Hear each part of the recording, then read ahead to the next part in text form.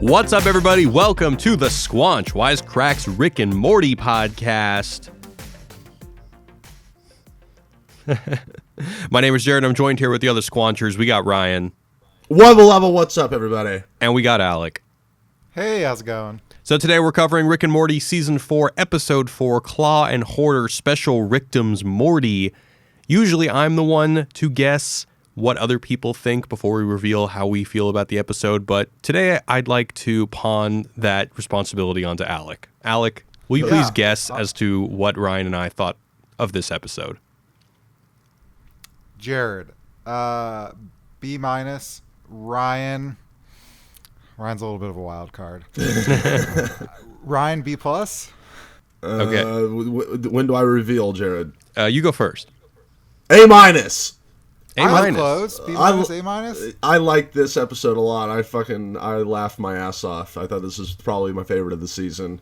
The single when the witch whips the dragon and yells "Slut! Slut dragon!"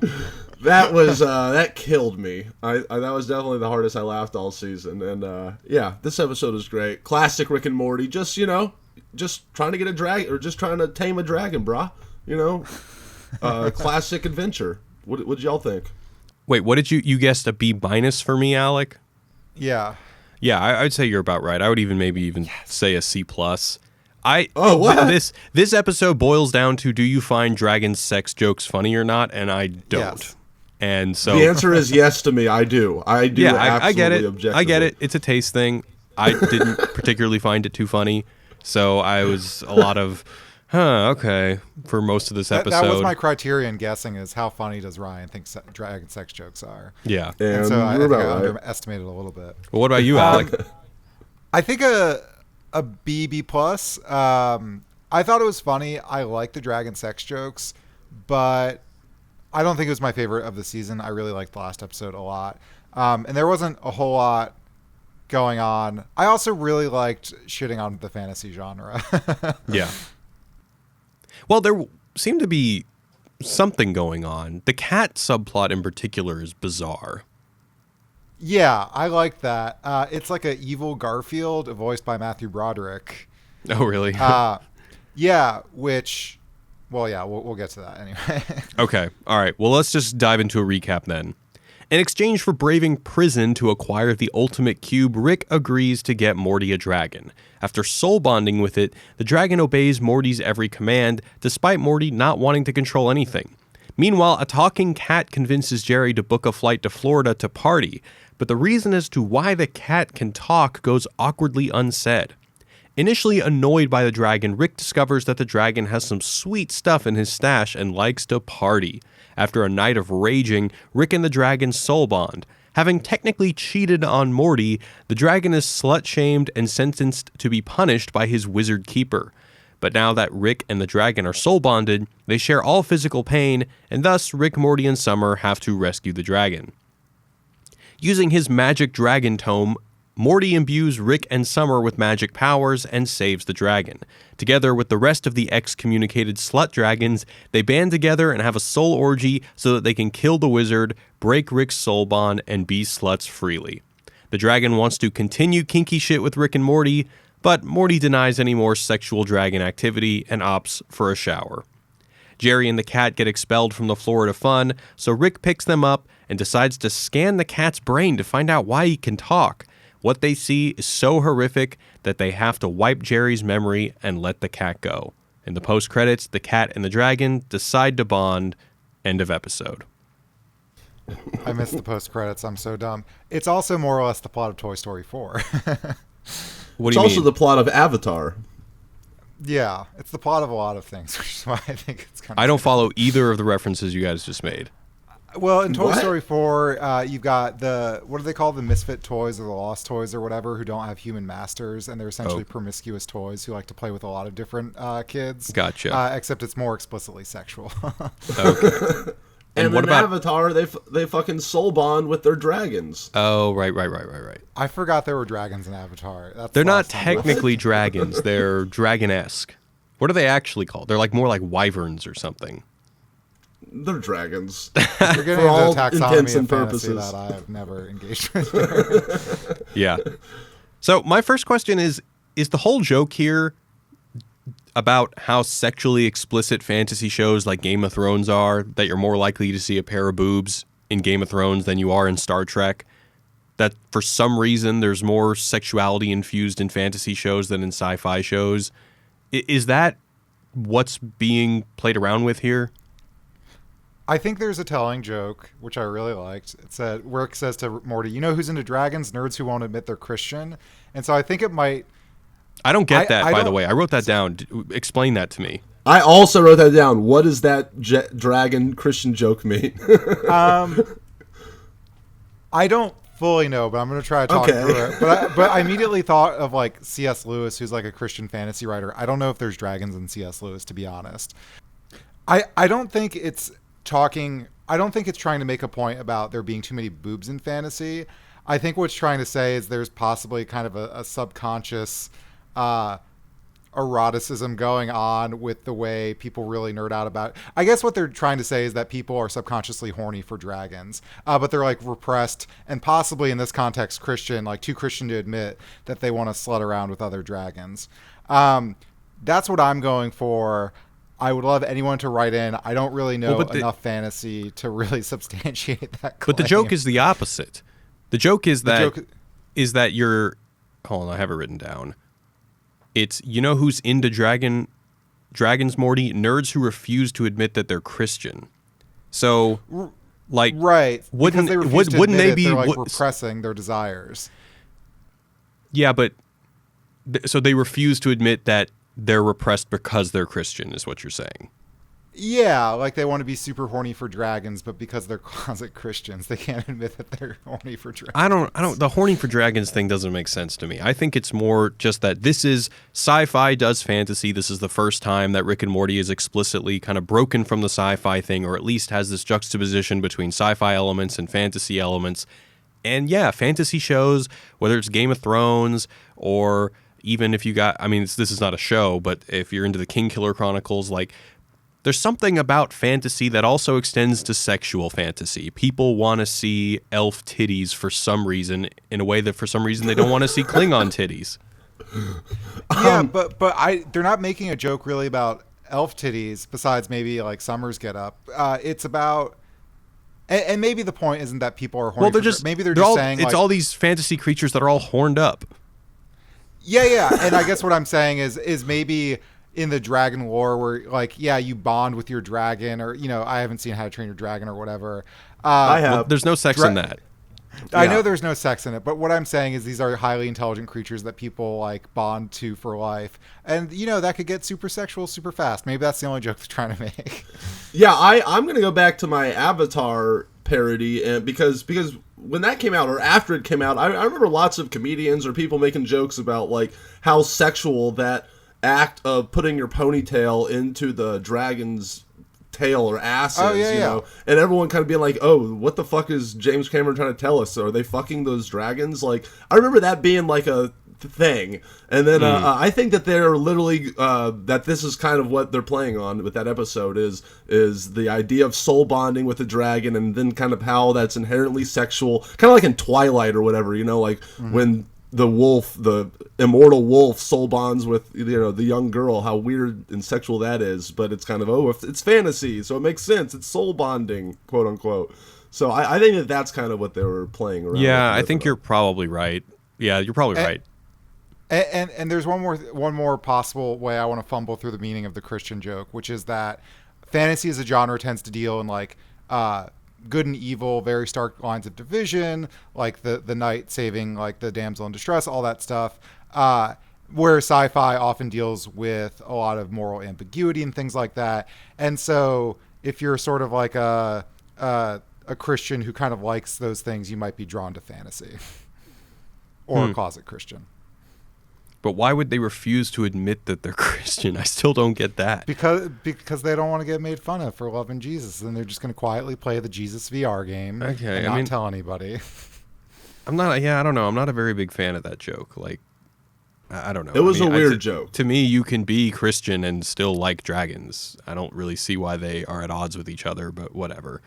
So the other thing going on here is that there's this thing with control. So at the beginning, the dragon tells Morty he will obey his every command, but Morty says, nobody is commanding anybody. I love flying through the skies as equals. And then towards the end, Morty says, listen, this is all my fault. This all started when I tried to control Bathalmar, and that's fucked up. Nobody should control anyone. And I guess this is also extended to how,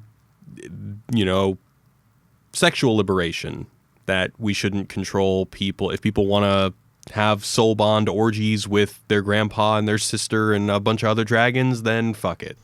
Yeah, don't judge them for that. Don't judge them for that. Well, also, if you think about something like Game of Thrones, like, again, we're always told that dragons are super intelligent. And I get that Daenerys is the mother, but they're essentially adults who are still at the beck and call of their mother, like a weird it's a weird situation. Yeah. Yeah, I'm into that. Let's talk about to enter my lair and sleep upon my hoard until the age of man expires. Yeah, then Morty's like, well, let's split the difference. Let's talk about what Rick says to what the dragon says to Rick. He says, you're small for a dragon, Rick. And then Rick says, well, I sleep on an extra big pile of awesome shit. I didn't really understand that. What is he just saying that my lab is awesome? No, he's talking about like how the dragon was sleeping on all that cool gold stuff. Including right? a Duckman lunchbox. Yeah, so I think he was just joking that he has his own lair somewhere. Right? Okay. Well, that's what I was thinking. That lair is his lab. No, I think he probably just has something like his own Scrooge McDuck land of gold that's bigger than the dragons that we just haven't seen yet because he's Rick or something. I'm That's sure he kinda what I does, took yeah. From it. Anything else you guys want to bring up about the dragon? Well, what we mentioned Avatar. We didn't mention the Hobbit dragon. There's obviously some Hobbit dragon. Yeah, I mean, dragons in that. fantasy, whether it's in the Hobbit or like John Gardner's Grendel, they always are sitting upon a stash of gold, and they, at least in Grendel, which is probably the gold-sitting dragon that I'm most familiar with, he loves to he thinks that the purpose to life is to build a big old pile of gold and just sit on it. Like Smaug. Yeah, Smaug. exactly. Yeah. Benedict Cumberbatch. I definitely love the joke with the ectoplasm 1989 high C.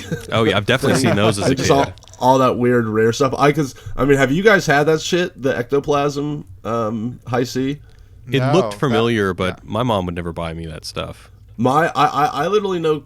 I had friends in high school that went on a road trip because they heard one gas station had it 100 miles away from Ole Miss where they were going to school, and everyone went on to go get that stuff because they fucking it was legendary. So when he pulled that up from the gold, I was like, yes, I know exactly what you're talking about. Oh, see, I thought it was just some thing. Just a regular Ghostbusters promotional high C item.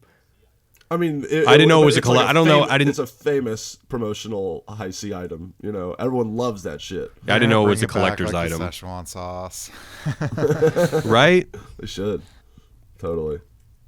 I don't think it's going to be as big as the Szechuan sauce. They don't make as big of a deal about it in this episode. No. I mean, they just should. It'd be the right thing to do. Yeah. I wanted to say, well, okay, I don't have anything to say about dragons, but there's some fantasy stuff. Is that counted under dragons? And also dragon sex stuff. Is dragon sex stuff a separate category? Please, let's hear more about dragon sex. I just fucking love the line, yeah, we like it down here because we can fuck woolly mammoths. And then they say something to him, and he's like, well, at least I'm not into shit play. And the woolly mammoth that they show is so small compared to the dragons. I love the scale of when, the dragon that we've seen, that's way bigger than the Rick and Morty's house and stuff. And then it cuts to him, being tortured by the wizard, when he's about to get killed. And there's another dragon that's 20 times the size of it. You know? So the scales were funny. Yeah. All right. I think the probably more interesting topic to talk about, perhaps not to watch, but to talk about, is the cat. And the weird thing about this subplot is I feel like it's not as much of a B plot as it is like an E plot, in that it seems like there's just so much more screen time devoted to the dragon, and then the cat thing just seems to fly by, at least until the end when it has that dedicated elongated scene where they try to figure out why it talks. So the cat tells Jerry, maybe you need to stop asking questions and start having fun. That's like the mantra that the cat is always saying. And then when Jerry questions, why going to Florida? And then the cat says, because they don't ask questions. They party and they have fun.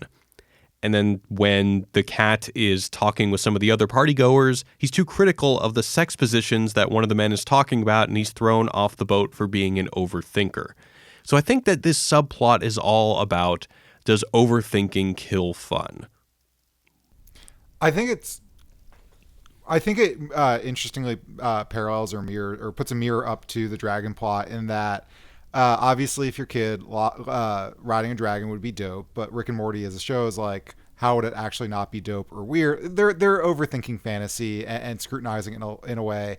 And so, whereas traditionally a dragon would just be like a call to adventure that would be really great, the cat is a call to adventure for Jerry, that the whole thing is he's not allowed to think about it and just has to chill with a talking cat who wants to go to Florida and get drunk.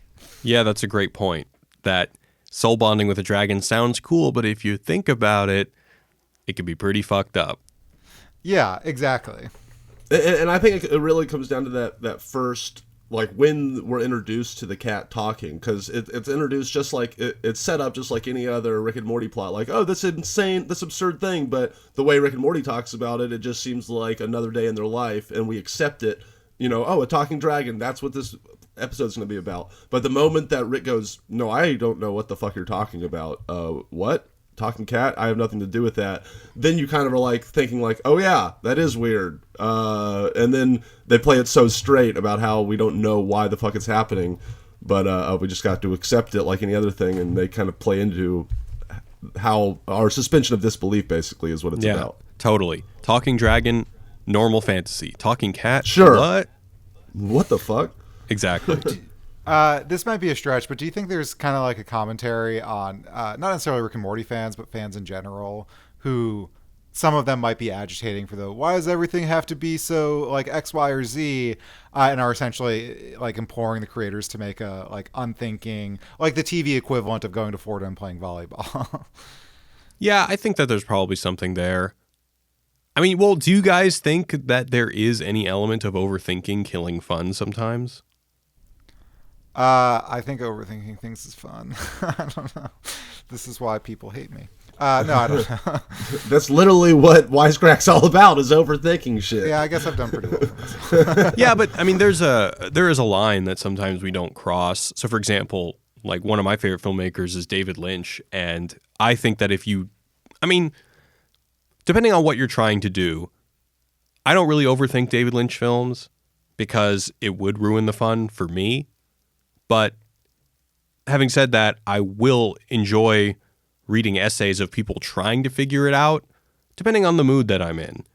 But I do think that there are some things that are meant to just be experienced on a visceral level and not thought about, because I think there is a distinction between kind of that initial sensory experience and the intellectual experience. But that's not to mean that one is bad and one is good. I think you just have to be an informed viewer and know when you're doing one and when you're doing the other, and when it's appropriate to do one and appropriate to do the other. Amen, Jared. That was very well said. Tiny tangent. I worked with sorry, let me take that over. Tiny tangent. I worked with a assistant director over the weekend that worked with David Lynch, and he said that when he asked David Lynch what Mulholland Drive, like what the fuck was it about, and David Lynch said, "Well, see, Mulholland Drive runs parallel to Sunset Boulevard, but you've heard of the movie Sunset Boulevard, right? But there's more twists and turns. That's what it's about." I'm like, what the fuck? What kind of an explanation is that? Yeah, he's I guess just that makes trolling. sense. All his movies are just dreams, and once you overthink the dream stops Collapses. being effective. Yeah, exactly. Yeah. So I think that there's a balance there. I mean, what we do is we do overthink, but, there's a time and a place for it. Totally. Yeah. You can't, you gotta just let yourself loose, baby, and have some fun every once in a while. Don't use your big old noggin, even if you got it. just smoke your vape pen at 7:30 in the morning and have a good time. And then so at the end, the cat, when threatened with getting his brain scanned, he says, "Brain scan? You're overthinking it. The point of a talking cat is to have fun."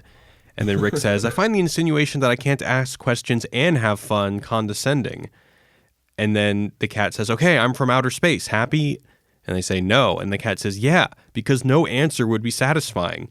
And I do think there's some wisdom that the cat has here. But it's an interesting thing. So, yes, in many cases, let's take the movie Mulholland Drive, for example. There really is no answer to what that movie is about that would be satisfying. However, trying to theorize what it is about is part of the fun.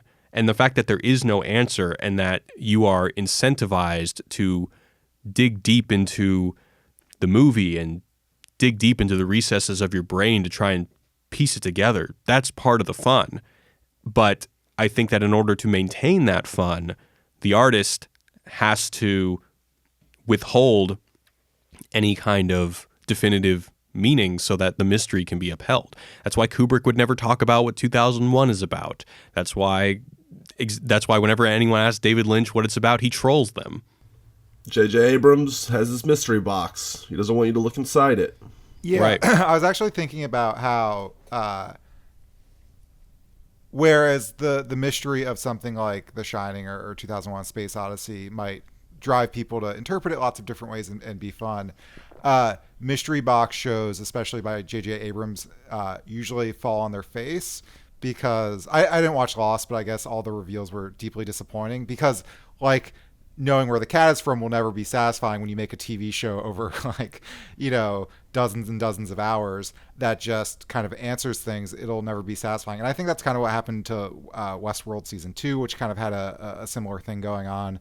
I think it's kind of everywhere now. And I kind of think people are going to get sick of it. I don't know. Yeah, I'm not a big fan of mystery box shows. To me, there's a difference. If the whole show is deliberately making you ask the question and dangling this mystery in front of you, and the only reason you're continuing to watch is to find out what the mystery is, then it's annoying if they don't tell you. But with something like Twin Peaks, I'm going to go back to David Lynch, the reason you're watching is not to find out what's going on. It's because it seduces you. It lulls you into a mental state. It's like watching a screensaver that makes you feel high, but a much more... As a story, kind of. Yeah, but a much more artistic one, a much more engrossing one. At least that's why I watch it. So when people say, "Oh, the end of Twin Peaks Season 3 doesn't make any sense," I'm like, missing the point, man. I hope that's like one of the endorsements on the on the back of the Blu-ray box is a screensaver that makes you feel high. Jared Bauer, Wisecrack. Twin Peaks Season 3, Episode 8, best thing on television in decades. Which Ryan, by the way, piece of trivia about Ryan, Twin Peaks is his favorite show of all time. It's his favorite show of all time, but he hasn't seen Season 3 yet, which is my favorite thing ever. I'm wearing a Black Lodge shirt right now. Oh my God. You don't even understand what that symbol means, you fuck. Shut up. Shut the fuck up. I do too. All right. Let's go into some good jokes. I haven't had 10 hours to sit down and give it my undivided attention. Oh, it's more than that. It's more than that, baby. Okay? It's like 17 episodes, man. Okay, 17 hours then. Whatever. All right. I got a question. Yeah. What does the Taylor Swift fist pumping in the air when Morty is summoning the dragon, what does that mean? That was another joke I did not get. No fucking idea. I have no... Please, lots of people helped us with the last episode, emailing us the jokes we missed. No clue. Well, wait, what don't you get about that joke? What does it have to do with him summoning a dragon? That's just a funny imagery. I don't know. I don't Does think he there's accidentally any point to summon it. Taylor Swift? Or, like, does Rick do that? No, but Taylor Swift doesn't show up. It's just some image. And what does that have to do with fist pumping? I really don't get it. It's just out of place in fantasy land. It's a fish out of water joke. Did you guys because notice when the wizard comes out? He's like watching. He comes out when I think Rick arrives, and he's watching like wizard porn. So it's like a woman in a bikini with a wizard hat on. So No, I didn't notice that. Yeah, me neither. He was also being a pervert. Anyway. The one thing I do like about this episode is more animation gags. This is kind of the highlight of the season for me in a lot of ways. Rick using his magic cannon, turning things into birds, then eggs, flower vases, turning things into chickens. I love those just quick split-second gags that are really visually creative. I like when they got all the animals in the zoo fucked up. Yeah. with Future playing in the background is so good. Yeah. So I don't watch the show Bones. I don't know what the show Bones is, but it was turned into Ass. Can you guys clarify that for me? Never seen Bones. Give me 1 second. I can verify what I think part of the joke was. I think it's a guy named Bones who studies bones. Oh, yeah. So, now it's David Boreanaz, I think, and he is a anthropology and for forensic anthropology and forensic archaeology.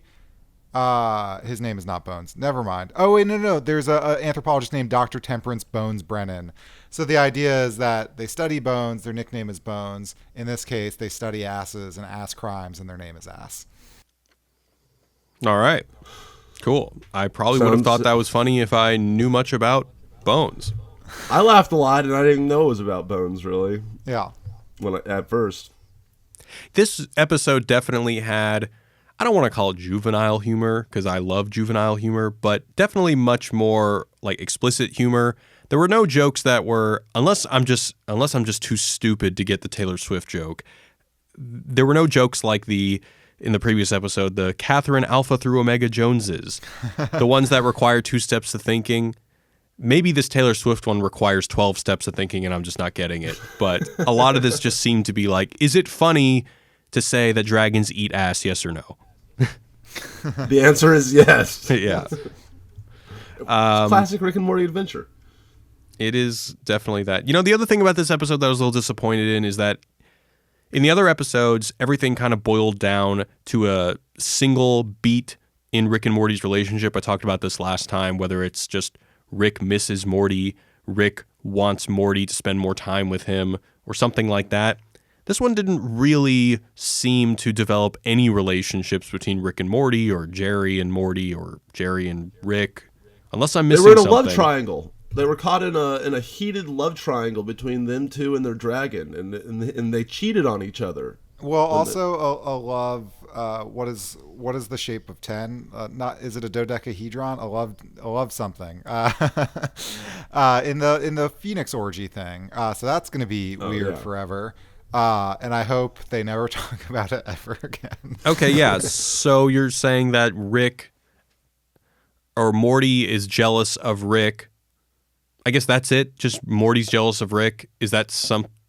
I don't know. Like they did such a good job earlier with transitioning from the end of season 3 to season 4. It's like Rick is re-entering the family, and so he comes to appreciate the family in episode 2. He misses Morty in episode 3, and in episode 2, and then in episode 3, he makes sure that they can go on adventures together.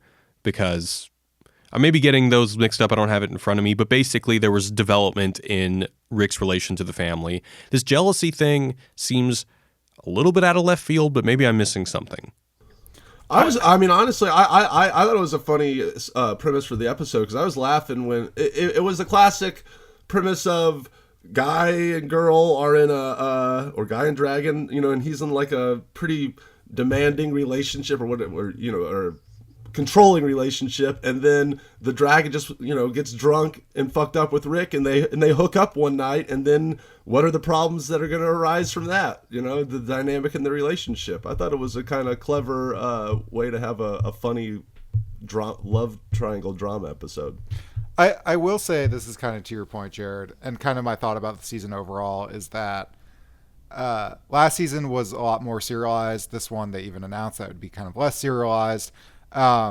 but there's still some like development happening overall. But I think as a season, there's not a ton of it happening. Like I wish there was a little bit more, and I think as a season, it kind of makes it not as great as it could be. Yeah, maybe, I mean, the more Ryan is talking, maybe I'm starting to think that the point of the episode is that Morty wants to get something out of the adventures with Rick, because now there's this whole thing going through this season where Morty is now being more assertive, he's standing up for himself, and now he's saying, all right, I'm only going to brave jail and get you your stupid purple cube if you do something for me. And even when Rick does do something for him, get him a dragon, Rick still figures out how to ruin it for him. So maybe that's it. All right, that's all I've got. You guys want to go into the mailbag? Let's do it, baby. Let's do it. All right, we got something from Alex on the heist episode. Well, how do people leave us a voicemail, Jared? Oh, sorry. If you want to leave us a voicemail, 213-534-8807 or 21-ELF-HUT-07. That's where the elves party. The elves that are probably all There's a lot of fucking. shit play in the Elf Hut. That's right. Wisecrack, this is Alex. I'm a long-time listener, huge fan of your show. I want to talk about Rick and Morty Season 4, Episode 3. I guess we could call it the heist episode. And Jared on the podcast was talking about if there are any recent movies that this episode is riffing on. I wouldn't say that that the episode is riffing on any one movie in particular, but this episode, as I was watching it, reminded me a lot of Dan Harmon's rant about this movie called Now You See Me that he had on his podcast a couple of years ago. And you could search it on YouTube right now. Just like the little sections where he talks about how crazy and ridiculous the movie is. And if you don't know, Now You See Me is a movie about magicians who pull off this crazy heist to try and become a part of this secret order, and there's twists and turns here and there. And the movie is constantly winking at how smart it is and how it's outwitting other characters in the movie, and it's just worth watching alone just to see how crazy it is, and especially Dan Harmon's rant. And yeah, so it's funny because even Dan Harmon says, if I was writing a sequel, I would call it Now You Don't, as an example. Anyway, I love what you guys do. Keep up the great work. Thanks. So No, go ahead. I was just going to say, I totally had heard that rant before we did the podcast, and it just never crossed my mind even during the podcast or the episode, but he's totally right. And we got some emails about that, too. So yeah, I've heard about this rant, but I have not actually listened to it. But I have seen the movie. Have you guys seen the movie? Yeah, I actually like that movie. It is ridiculous, but I dig it. Oh, man, I thought it was abysmal. It's a funny, engaging heist movie, but yes, it is totally a pedestrian film, I guess. Before Wisecrack, I would do these 60-second movie reviews for NPR, and so I actually got like a pass to see that movie early, and I had to sum up my views on the movie in 60 seconds, and it was tough because I was like, man, this movie is dumb, I hate it, but other people might like it, and I'm trying to review this for a general audience. Jared, how did I never know this? I don't know.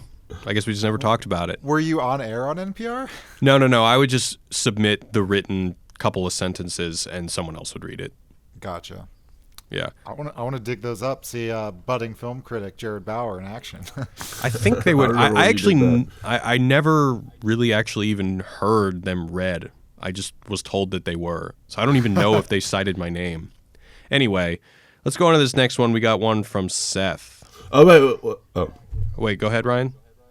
I was just going to say, we were talking about the references in the in that episode, the heist episode, and we got a ton of emails telling us that the son of a bitch line was from Predator, so we totally missed that. But is Predator a heist film? What'd you say, Jared? Is Predator a heist film? It's not. No, but it is. There is that moment where they meet after not seeing each other for years and years, and they go, "You son of a bitch," and then they have that big epic handshake. That's the meme around the internet. Yeah. Okay. Also, importantly, the meme on the internet of like the really bulging bicep in the red shirt and the bulging bicep in that is like a painting of that scene, it looks like. Right. Okay, cool. Haven't seen Predator in many years, but so cool. Hey, Wisecrack, this is Seth. I'm calling about the Squanch. The recent episode I just listened to was you guys discussing the one crew over the Cuckoo's Nest, or Cuckoo's Morty. And there's one specific heist movie that was referenced in it that I'm curious why that you guys either did detach or didn't mention. But there's a part during the scene where Rick and Morty are trying to gain entry into HeistCon, where Rick references Morty as being his getaway driver with Asperger's, which is a reference to Baby Driver. Baby Driver. It cracked me up. I thought it was really funny, but I just wanted to mention that in case it was something that nobody else on the podcast caught. I just thought that was really funny. Thanks for doing your show. I'm a big fan. Peace. I've not seen Baby Driver. He's spot on. That's totally what it's about. And for one, you got to see that, Jared. You haven't seen an Edgar Wright movie that's out? What the fuck's wrong with you? Dude, don't even talk to me about what's wrong with you, Mr. Twin Peaks shirt, you fuck. It's not 17 hours fucking long, all right? It doesn't matter. It's your favorite show. It's your favorite show. Give me a fucking I can't break. wait to watch it, though. You are sleeping on Yeah, but I don't even... look, Edgar Wright is good. I'm not an Edgar Wright fan, you know? I thought we were I like him, but... it's not my favorite shit ever. I can't wait to watch Twin Peaks Season 3 at some point. Yeah, look, I respect that you have something to look forward to. You know what I'm saying? In life.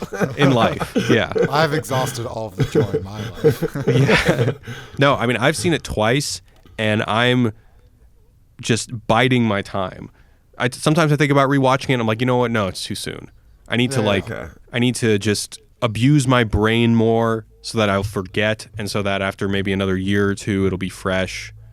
It's enough. It's enough of a reason to buy a new sound system, maybe get a new TV. I don't know. Sorry. Please let me know when that moment arises, because maybe your third time might be my first time, and we can share that together. Okay, we'll make it a ritual. All right, we got one about Old Man in the Seat.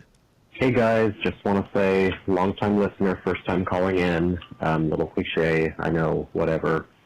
I'm calling in about the Old Man in the Seat.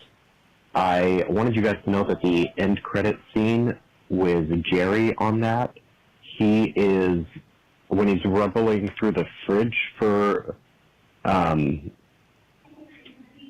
something to eat, that's a direct scene-for-scene shot of Stanley's cameo in the 2008 Hulk movie starring Edward Norton. Didn't know if you guys caught that or if I missed someone commenting on it or not, but thought it was a little bit of a fun tidbit. Thanks. Looking forward. Huh. Very specific. Awesome. Have you guys seen that movie? I have, but I have no fucking recollection of what he's talking about. Wait, this is the Edward Norton Hulk movie? Yeah. No, I saw the other one with that other guy, Eric something. Eric Bana. Yeah, that's the only movie.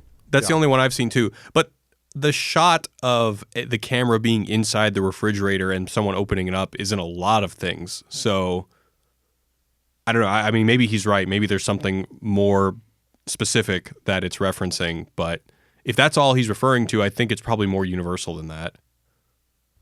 Right. I agree. All right, let's just go into the mailbag. You can hit us up with emails at squanch@wisecrack.co. Alec, what do we got? All right, first one we got is an email from Patrick, Patrick MD. This Patrick is a doctor, everyone. So, hey Wisecrack, I'm actually reaching out today because after listening to last episode's breakdown of the heist episode, there's two pieces of film Americana I think you missed. The first is at the end of the episode where Rick and Heistatron are going back and forth about who's outsmarted the other. I programmed you to believe that. It was a direct callback to the 1983 movie War Games. In the movie, a young Matthew Broderick, Alec note here, Matthew Broderick plays the voice of the cat in this episode. Anyway, in the movie, a young Matthew Broderick in a high school hacker gamer is a high school hacker gamer who hacks into NORAD in search of computer games to play and happens upon a game called Global Thermonuclear War. What he doesn't know is the computer system actually controls the U.S. nuclear arsenal, and the computer can't tell the difference between a game and real life. Long story short, the U.S. gets down to DEFCON 1 and a real nuclear strike is imminent, but Broderick teaches the computer that in playing these games there are no winners or losers, therefore there is no point in playing. Rick and Morty even borrows 2 direct quotes from the movie when Morty asks Mr. Poopy Butthole what is he doing, and he responds, he's learning. In the end, both Heistotron and NORAD computer Joshua both conclude, quote, the only winning move is not to play. This goes right along with Rick's feelings that the whole concept of heist movies are pointless, and it's best not to do them at all. Completely random, I know, but Rick and Morty are good for that. The second one is the you son of a bitch I'm in, which we got many emails for. Thank you, everyone, including Patrick. Yeah. That's Yeah, awesome. I love war games. Have you seen it, Jared? No, I haven't. I've seen the trailer many times. I feel like they play it at the Draft House a lot. And the game that they're playing, I believe, is tic-tac-toe. I want to say, like in the movie, the supercomputer is going through every variation of playing tic-tac-toe, trying to find the one winning one, and then obviously that's a hard game to always win or figure out a way to win, or you can, and then or maybe it was chess. I don't know. Either way, Tic-tac-toe doesn't seem terribly complex. Chess makes more sense. Well, I don't know. I think actually maybe it was both at some point in the movie. But yeah, I love war games. Definitely go see that if you haven't seen it, everybody. The next one is an email from Elaine, who wanted to remind us in the Morty Mindblowers episode, Rick says, yeah, it really makes you think, huh, Morty? We should never take things for granted, which is a joke. And so Elaine points out Rick misuses the word irreverent in the heist episode when they're grave robbing, essentially. So maybe it's another joke about Rick misusing words. We got that from a couple people too. But with the granite thing, they call him out on it. I mean, I can kind of buy that. What do you think? Maybe, but that's the other thing is like people constantly like say it's a phrase that people say wrong all the time, right? People say take it for granted, not granted. But do people use irreverent wrong all the time, or mispronounce it, or mispronounce another thing to irreverent? Not that I know of. Yeah, me neither. I still maintain that it might be a mistake. Yeah. Sorry. Dan Harmon doesn't make mistakes. Yeah, Jared, you're canceled. So the next or just a joke that doesn't land. Yeah, that's fine. The next email is from Mario, who says, hey, Squanchers, my name is Mario. Mario's from Colombia.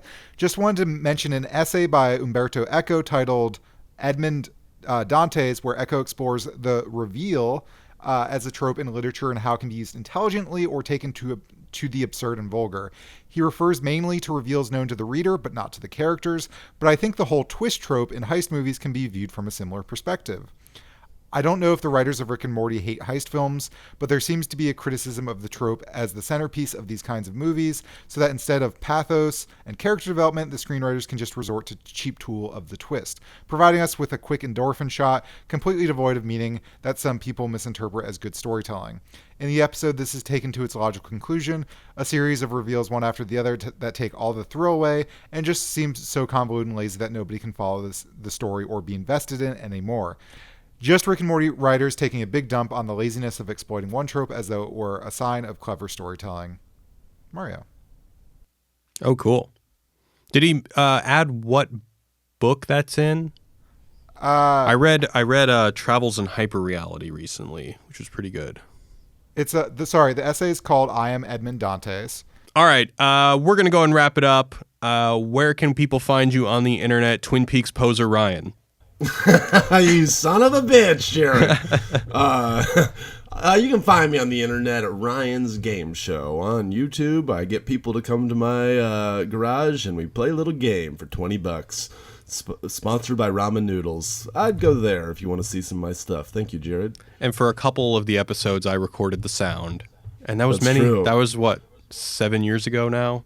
It was probably 5 or 6. And I remember you coming up to me afterwards and like being like, did you guys plan all that or something? Remember, like you didn't really know that what we were doing fully. I feel like. No, I probably just showed up. All right. Yeah, but I think it was funny. Yeah, I forgot that you did that. That was fun. All right, Alec, what about you? I'm on Twitter at Wisecrack Alec. That's it. Cool. Fuck yeah. All right, guys, we will see you next week for the season finale or the season half finale of Rick and Morty season 4. Yeah, I'm excited. This has been a good season. I like it. Me too. All right, guys, as always, wubba lubba dub dub. Peace. Peace out.